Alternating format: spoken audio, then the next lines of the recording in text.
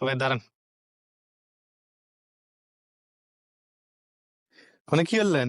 বুঝলাম সেই নাম কি? সৈকত। সৈকত। আপনার জরিমানা হয়েছে 200 টাকা। কে ওখানে মুতলেন না? আর আগে তো মরছি টেকা দেন আগে নাই তো। না, ওখানে মুতলি জরিমানা আছে, ওই যে ওখানে বোর্ড আছে দেখেন নাই? না আমি তো পড়াশোনা জানি না।